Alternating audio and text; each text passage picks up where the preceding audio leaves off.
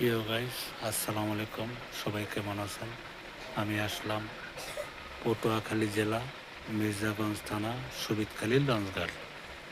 এখান থেকে আমার ছোটবেলায় আমি যখন আমার মামা বাড়িতে যেতাম বরগুনাতে, তখন এই নদী থেকে ছোটবেলায় যেতাম এবং ছোটবেলার দৃশ্য তো ভুলে থাকতে পারি না। তাই আজকে আমি আসলাম সুবিদখালীতে।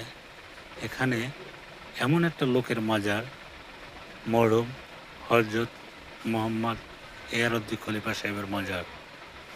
এই যে নদীটা দেখতেছেন, এই নদী থেকে সে হেঁটে যেত, প্রতিদিন হেঁটে যেত। এমন একজন আল্লাহ ওলির লোক ছিলেন তিনি,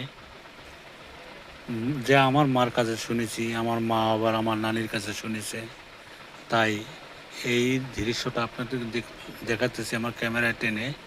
এখান থেকে মাজার বেশি দূরত্ব না, ছোটবেলায় নৌকায় যেতাম তার মাজারে। এখান থেকে খুব সুন্দর একটা মাজার এবং আল্লাহ ওলির একটা স্থান, খুব সুন্দর, বলতে পারি না।